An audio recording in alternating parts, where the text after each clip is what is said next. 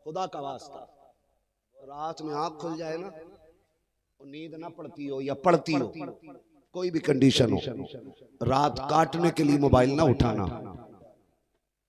खुदा तौफीक दे तो उठना, वजू करना, मुसल्ले पे आना, फिर सजदे में रब को रो के दिखाना। अगर ये भी ना कर सको, वजू ना कर सको, ठंड का मौसम लगे, कम से कम बिस्तर से उठ के मुसल्ले तक आ जाना। अगर ये भी ना कर सको ना तो बिस्तर पे उठ के बैठ जाना। अगर ये भी ना हो सके तो लेटे लेटे अपने गुनाहों का ख्याल करना और आंखें भिगो के कहना, मालिक मैं बड़ा गुनाहगार हूं मगर तू बड़ा करीम है। जब दुनिया सोती हो तब तेरे आंसू बहुत कीमती हो जाते हैं।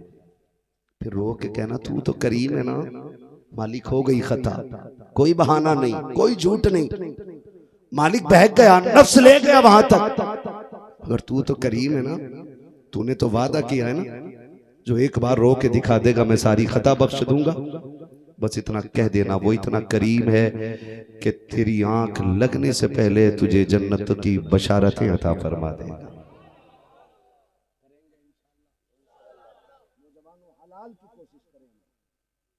हराम से हमेशा बचते रहे।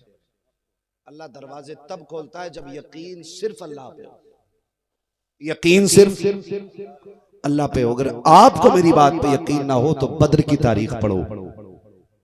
हुजूर 313 लेके उतरे, पूछे इन उलमा से फिर हुजूर के जुमले क्या थे दुआओं में।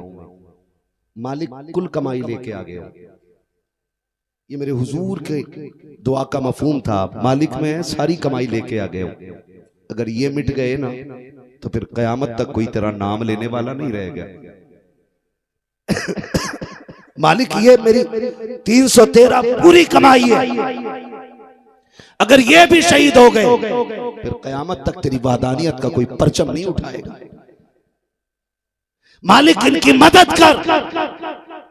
हुजूर कुल कमाई लेके उतरे, फिर रब को आवाज दी तो फिर अल्लाह ने आसमान से फरिश्तों के जरिए मदद नाजिल फरमाई है। कब? जब यकीन अल्लाह की जात पर हो, यकीन अल्लाह की जात पे हो। पहले यकीन हमारा पैसे की जात पे होता है, फिर डॉक्टर की जात पे होता है, फिर वो मना कर दे, लात मार दे तो फिर पीर साहब के तावीज पे होता है, फिर तावीज भी असर ना करे तो फिर रो के कह रहा अल्लाह तू ही बचा ले। ये नहीं होना चाहिए। मालिक कौन? मालिक कौन? जोर से मालिक कौन? मालिक कौन? खालिक कौन? अल्लाह। इतनी जोर से बोलो कि आवाज महफिल में सबको आ जाए। खालिक कौन? राज़िक कौन? यकीन है ना? यकीन है ना? पक्का? पक्का? फिर बिजनेस में झूठ क्यों बोलते हैं हम लोग? जब रोजी अल्लाह देता है, मालिक अल्लाह, खालिक अल्लाह, तो झूठ क्यों बोलता है? कह रहा कसम से मैं कोई फायदा नहीं ले रहा हूं तुमसे, जितने में लाया था उससे भी 2 रुपए कम में दे रहा हूं। और ये लोग कहते झूठ ना बोल, क्या मौलाना तुम क्या जानो, झूठ ना बोले तो भूखे मर जाएंगे। सुन, भूखे मरते ही झूठे, सच्चे कभी भूखे नहीं मरा करते हैं। सच्चे कभी भूखे नहीं मरा करते। कितने लोग परदेश कमाते हैं, सुभान अल्लाह, हाथ उठा ले जरा। परदेश कितने लोग कमाते हैं, बातें बाद में कर लेना भाई, हाँ। खुदा सलामत रखे, बस अब हाथ नीचे कर ले। मेरी दुआ के अल्लाह हर परदेसी की हिफाजत फरमाए। जोर से कह दो आमीन। हाँ जी, बड़ी बात होती है, बड़ी बात होती है। आपसे मैं कहूं ना, एक तिजारत अल्लाह से कर लो। वो तिजारत ये है कि कम से कम रोज 1 रुपया सदका निकाला करो। 1 रुपया कितने साल के कितने हुए? 300। वाह क्या कहने हुजूर, बहुत आहिस्ता बोल रहे हो भाई,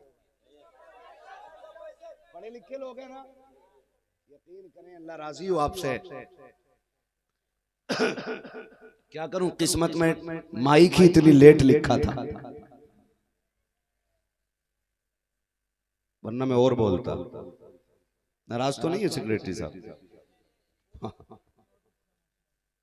कितना देना है?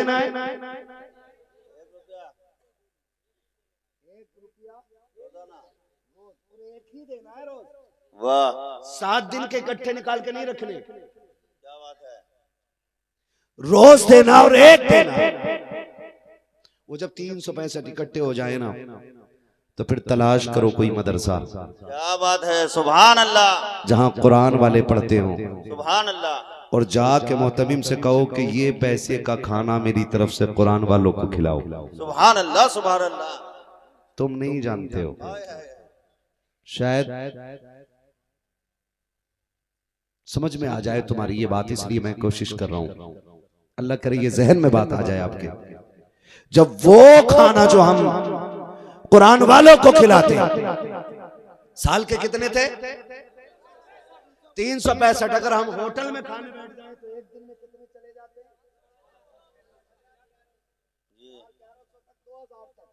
जी, इतने चले जाते हैं। आप 365 साल में कुरान वालों को देंगे। हम जो 365 पर डे 1000 जोड़े तो 3.5 लाख जो साल में खाते हैं, वो गंदगी बन के जमीन पे चला जाता है।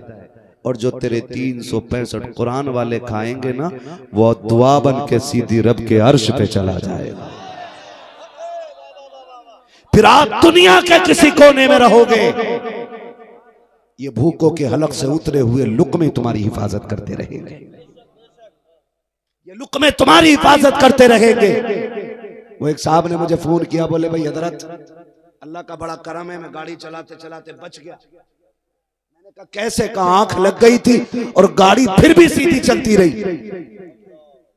मेरा तजुर्बा देखो, स्टेयरिंग नहीं बहका।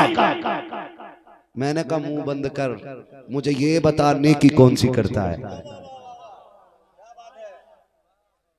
नेकी कौन सी करता? उसने कहा हर चक्कर पे कुरान वालों को लाके मैं खाना खिलाता हूं।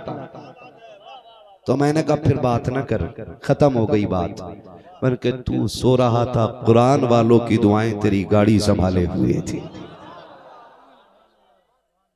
आप भी कम से कम 1 रुपया रोज निकाला करें, निकालेंगे इंशाल्लाह।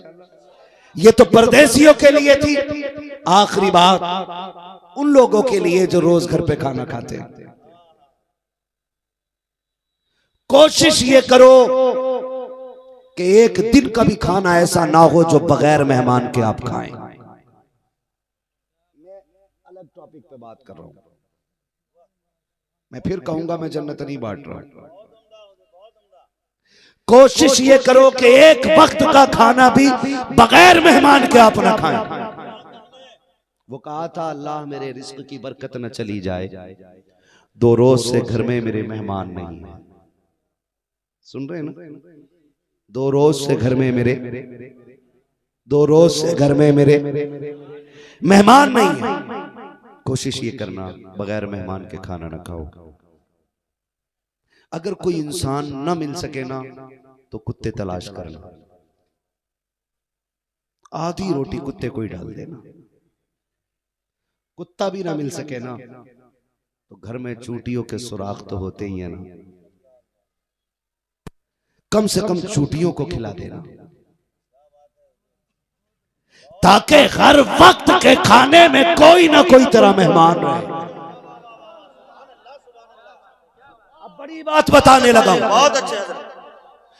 हमारे बाप ऐसे हैं कि हमें एक सांस लेने की मोहलत नहीं होनी चाहिए। लेकिन मेरा इमाम क्या कहता है, मेरे अमाल का बदला तो जहन्नम ही था, मैं तो जाता मुझे सरकार ने जाने न दिया, है ना?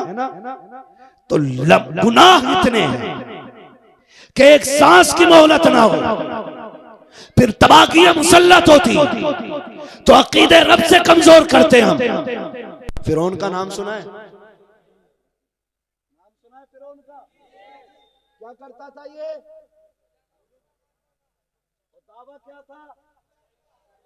माशाअल्लाह, दावा दावा खुदाई का।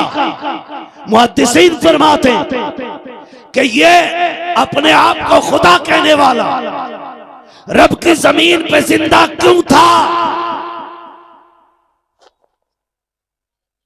इसके इतने दिन जिंदा रहने का राज क्या था। तो मुहक्किकीन ने फरमाया कि इसके घर पे इतना लंबा दस्तरखान लगता था कि एक मखलूक पूरा दिन इसके दस्तरखान पे खाना खाया करती थी। इसका ये अमल इसको रोज अजाब से बचा लेता था। खुदाई के दावा करने वाले को अगर खाना खिलाने का अमल अजाब से बचा सकता है तो फिर मोहम्मद अरबी का गुलाम हो और खाना मेहमान को खिलाए तो बरकतों से कौन रोक सकता है। फरमाया गया जिस दिन ये दरियाए नील में डूबा उस दिन किसी ने इसके घर खाना नहीं खाया था। अगर उस दिन भी एक बंदा इसके यहां खाना खा लेता, फरमाया गया फिर भी नहीं डुबाया जाता, इसलिए कि रब का कानून है जो जमीन वालों पे रहम करता है खुदा उसके ऊपर रहम फरमाया करता है। अल खल्क़ु अल्लाह, सारी मखलूक अल्लाह का खानदान है, अल्लाह का खानदान है। इसलिए आपसे गुजारिश है आप अपने दस्तरखान में लोगों को शरीक रखिए। रखेंगे इंशाल्लाह, रखेंगे इंशाल्लाह। लेकिन कड़वी बात कह दूं, यहाँ भी स्कूल में मेरे ख्याल से दिसंबर जनवरी की छुट्टी होती होंगी, होती है भैया? सर्दी की छुट्टी होती है कि नहीं? हमारे यहाँ होती है, सर्दी की भी होती है और गर्मी की भी होती है ना सर्दी की छुट्टी। सर्दी की छुट्टियों में बहनें घर आएंगी, भाभियों के मुंह फूल के इतने मोटे हो जाएंगे, है ना? और भाई उल्लू का पट्टा है, जोरू का गुलाम। एक प्याली अगर बहन के बच्चे से टूट गई ना तो भाभी डायरेक्ट कहती है हराम का तोड़ने आ गया, तुम्हारे बाप ने कमा के रख दिया। और बीवी की इस बात को शोहर लुल्ल बना सुन रहा है, गुग्गू। बहन रुसवा हो रही है और इसे गैरत नहीं। 15 दिन की छुट्टी दिसंबर में थी, बहन ये सोच के आई थी 15 दिन काटूंगी भाई के दरवाजे पे। 3 दिन में बिस्तर समेटने लग गई, सामान इकट्ठा करने लग गई। भाई को गैरत नहीं आई। एक बार ये पूछ ले बहन तू तो 15 दिन के लिए आई थी, बता तो सकी जा क्यों रखी है। खुदा की कसम इतने बेगैरत भाई हो गए हैं, ये तो खुद जान छुड़ाना चाहते हैं। इनको ये लगता कि बहने आ जाए तो खर्चे बढ़ जाते हैं, भांजे आ जाए तो गुर्बत आ जाती है। जाओ लिखो और इसको सियागी से नहीं बल्कि लघु से कलेजे पे लिखो और इसको गांठ बांध लो। जब बहने आती है आफत ले के नहीं खुदा की रहमत लेके आती है। इधर बैगन का कदम आता है, उधर घर में रब का करम आना शुरू हो जाएगा। नारे तकबीर, नारे रिसालत, मसलके आला हजरत, नूरी कॉन्फ्रेंस। मेहमान आया करे ना तो मुंह ना बिगाड़ा करो, बल्कि बहन का तो बड़ा नाजुक रिश्ता है, बड़ा नाजुक रिश्ता है। बाप के बाद सबसे पहले अगर कोई लावारिस होती है ना तो बहन होती है। गलत नहीं कह रहा। अल्लाह करे जिनके आंगन में बहनें हैं ना वो बहनों की कदर करने लग जाए, कदर करने लग जाए। बहनें बड़ी दौलत होती है। बहनें भाइयों को दुआएं दे दे के वली बना दिया करती हैं।